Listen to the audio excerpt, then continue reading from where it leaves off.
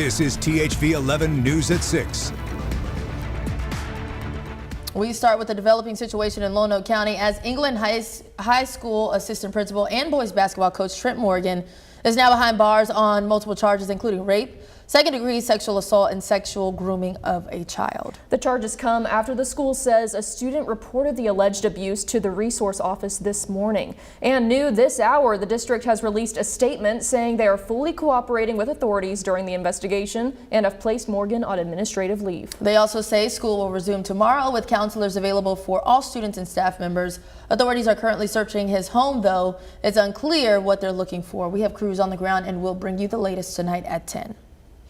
Over in Conway, authorities are still searching for 65-year-old Dr. Guy Peoples, who is accused of raping a woman at Baptist Health last week. We're told he is considered an international flight risk and stands at 5'11", 185 pounds with gray hair and green eyes. Anyone with information should call the number at the bottom of your screen.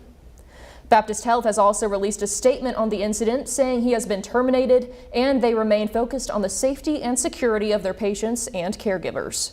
Crime organizations across the metro are joining forces to combat youth violence, all with the help of youth intervention programs who have been a part of Central Arkansas crime reduction efforts for generations. After its success in Pine Bluff, Little Rock leaders are looking for the same. THV 11's Maya Ellison gives us a look at the initiative and the plans in place to help our youth. You know, it's just so many minor things that set the youth off now. But you just have to teach them that you know, we don't always react with violence, you know.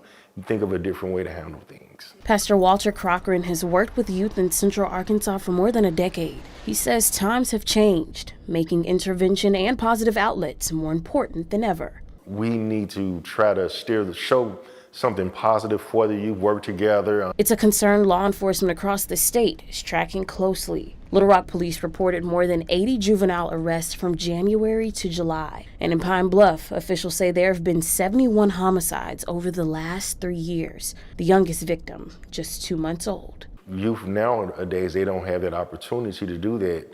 So only thing they have to do now is video games or go out and do violent crime, violent things in many cases. Cochran's program, Distinguished Young Men, uses mentorship and accountability as a hands-on approach to prevention. We show them positive things, we do things with them, we expect the best out of them because they're created in God's image, so they are the best. The city of Pine Bluff uses a similar approach through Group Violence Intervention, or GVI. We did the problem analysis, the group audit, GVI University.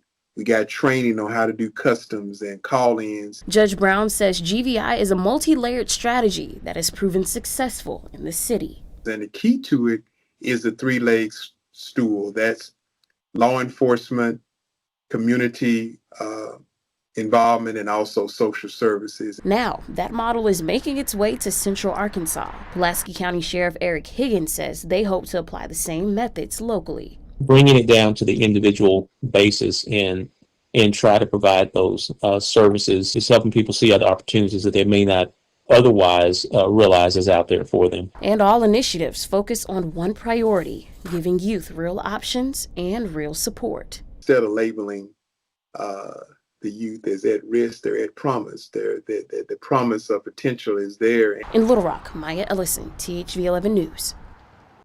On Thursday, Pulaski County government, with leadership from both sides of the river, joined by Group 50 for the Future, will officially announce new funding for a group violence intervention assessment.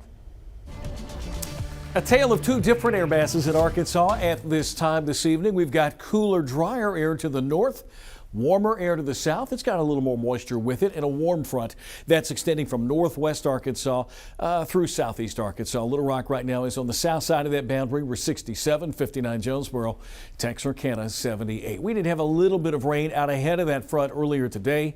That boundary will continue to lift to the north tonight. On the south side of it, low-level moisture begins to pick up. Cloudy skies and even some drizzle to start your Tuesday morning. Our numbers will bottom out somewhere in the middle 60s and may either hold steady or slowly rise toward tomorrow morning under mostly cloudy skies. We do have a chance of rain and thunderstorms in your forecast. That is coming up Thursday. We've pushed this rain back a day here and there since early, or I should say middle part of the week last week. It looks as if Thursday is finally going to be our day. Thursday night, early Friday. I'll have the latest timing of that chance of rain here in just a few minutes. Thank you, Tom. Tonight, a Little Rock woman is thanking first responders for saving her life. This comes after strong winds caused a tree to fall into her home, pinning her beneath it. Just when she thought she wouldn't survive, first responders gave her a second chance at life. Today, I got to hear her share her story and publicly thank her heroes. I could feel myself starting to slip away. That's what Katie McClanahan remembers from being trapped under a tree that fell into her home on April 5th. I was instantly knocked to the ground, surrounded by darkness. I was face down and frog-legged with a shattered pelvis. It was a massive tree, 4 feet in diameter, crushing me. I broke into tears, desperately screaming for help, but no one heard me. But eventually someone did. Our next door neighbor's dog was relentlessly barking at the corner of the house where the tree had fallen. The neighbor came out to investigate why the dog was barking. I heard a man's voice say, "Wow, that's a big tree." I screamed for help as loud as I possibly could, and he immediately went home to call 911. Not long after, first responders showed up and quickly realized this was a full-on rescue mission. Thanks to the UAMS trauma surgeon and nurse on scene, McClanahan was able to receive a blood transfusion from under the tree. I received 4 units of blood. She gave me medication for pain and to help protect my heart, at which point I lost consciousness. It took first responders 3.5 hours to get me out from under the tree. When she eventually made it to the hospital, she had no vitals or pulse. I was immediately rushed into countless life-saving surgeries, during which I ended up needing another massive blood transfusion, receiving 15 units of packed red blood cells, 15 units of plasma, and 2 units of platelets. 3 months later, she could walk again. Today I'm walking, driving, and back to most of my activities of daily living. And she's advocating for change, more pre-hospital blood transfusions. I was very fortunate to receive blood in the field. This is not the norm, but it should be. We have to make pre-hospital blood transfusions available to all Arkansans. Now, UAMS is working with MEMS and the Arkansas Trauma Advisory Council and blood suppliers to enable more pre-hospital blood transfusions. Our challenge is that we need to get blood on every ambulance in Arkansas, or at least enough ambulances to get blood to people when they need it, which is well before they get to the hospital. Dr. Ben Davis says currently in Arkansas, helicopters carry blood products because they have a nurse on board, but ambulances do not. He's calling on state lawmakers to change the policy so they can save more lives. Our top state lawmaker, Governor Sarah Huckabee Sanders, has now complied with an Arkansas Circuit Court ruling and issued proclamations setting the dates for the special elections to fill the 2 vacant state legislative seats in Districts 26 and 70. The special primary for those races will be held on January 6th. The runoff, if needed, February 3rd, with the election March 3rd. House District 70 covers parts of Pulaski County, and Senate District 26 covers the River Valley. Those rulings follow lawsuits arguing the original date of June 9th will leave thousands without a voice in April's fiscal session, where the proposed prison in Franklin County is expected to be a big part of the discussion. Sanders says she is still appealing, but for now will follow the orders and reset the timeline.